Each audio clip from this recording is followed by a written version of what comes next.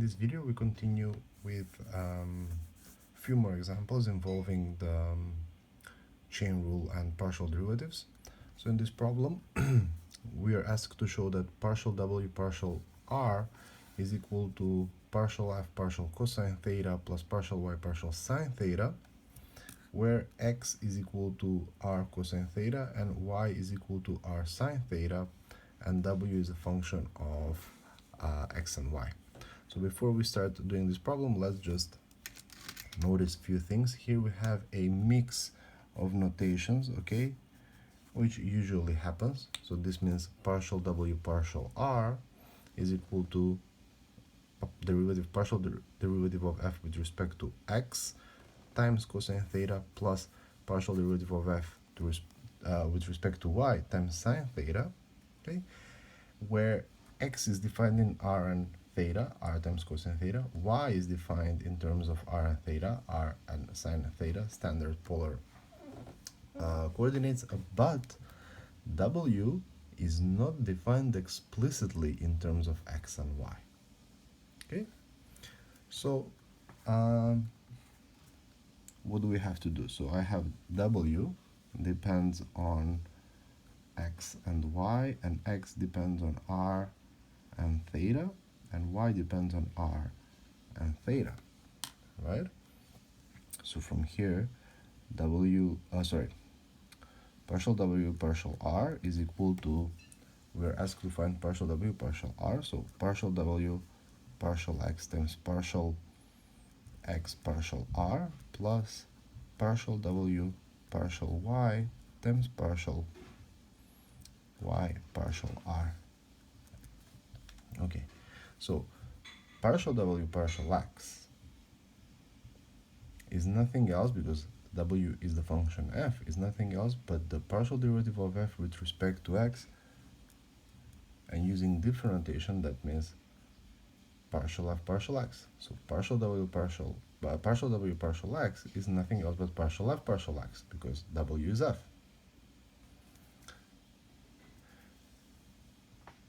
Partial x partial r, well, x is r times cosine of theta, so the derivative is just going to be derivative of r, which is 1, times the constant cosine of theta, plus partial w partial y is the same using different notation as partial f partial y. So partial f partial y, and partial y partial r is just sine of theta. Yeah, so this was an easy example showing you that sometimes the functions are not defined explicitly, okay, and hence this kind of solution. Okay, what will happen in the following example?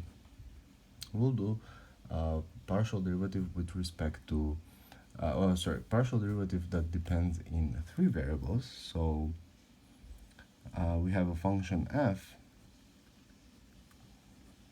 that depends on u, v, and w,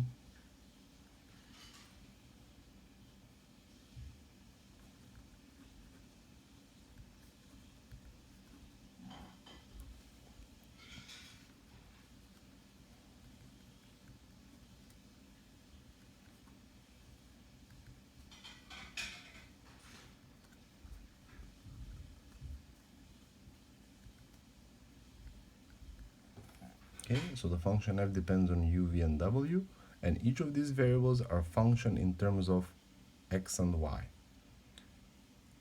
or y and z, or z and x, right? So each of these 3 variables are functions of 3 variables. So show that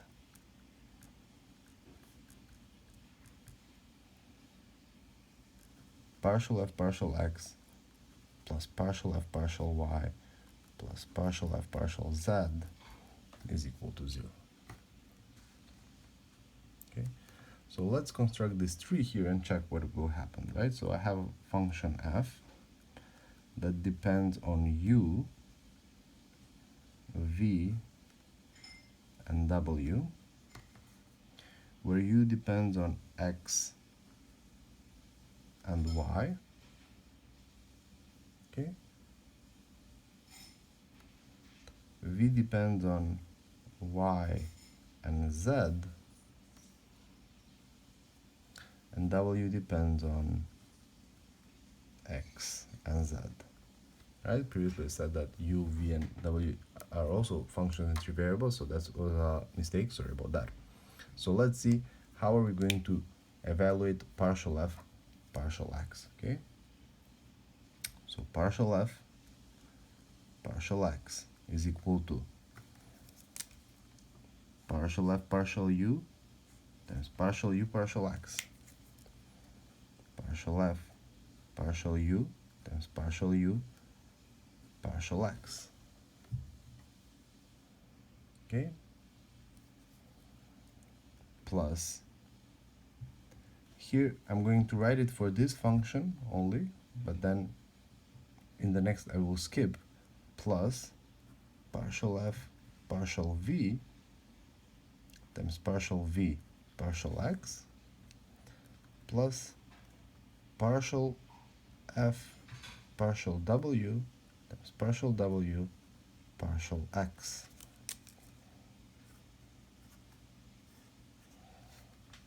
Okay.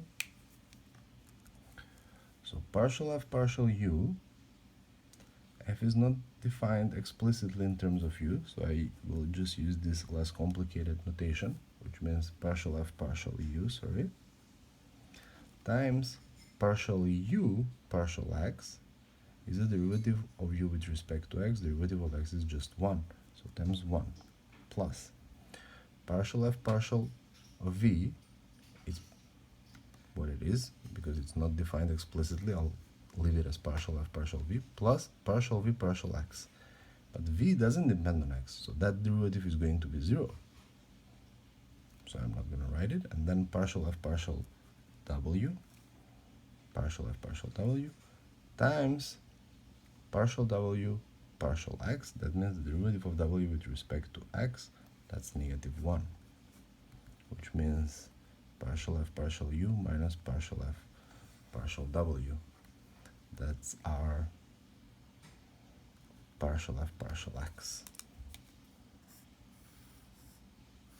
Okay, so because v doesn't depend on x, we simply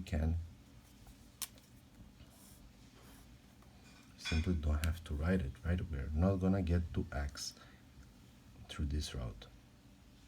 Okay, so how much is partial f, partial y? Okay, so that's partial f, partial u times partial u, partial y, plus partial f, partial v times partial v, partial y. So partial f, partial u times partial u, partial y, plus partial f, partial v times partial v, partial y. So this is partial f, partial u times partial u, partial y. The derivative of negative y is just -1, plus partial f, partial v, partial v, partial y is just 1. So that's partial f, partial u, sorry, minus partial f, partial u plus partial f, partial v, and that's partial f, partial y.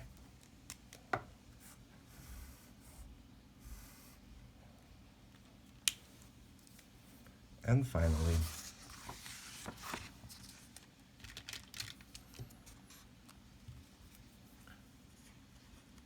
partial f partial z is equal to partial f, so how to get to z, partial f, partial v, partial z, plus partial f, partial w, partial z. Partial f, partial v times partial v, partial z, plus partial f, partial w times partial w, partial z. Partial v, partial z is -1, so that means negative partial f, partial v,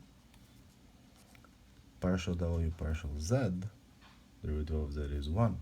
So plus partial f partial w, and this is equal to partial f partial z.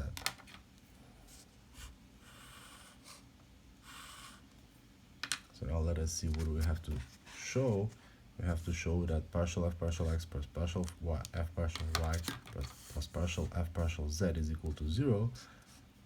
Those expressions are written right here, so you can see from here that partial f partial x plus partial f partial y plus partial f partial z. Let's write these expressions. That's partial f partial x minus partial f partial u plus partial f partial v. That's partial f partial y plus partial f partial z. It's right here. Sorry, minus partial f partial v plus partial with respect to w. And that is this one and this one cancels. This one and this one cancels. And finally,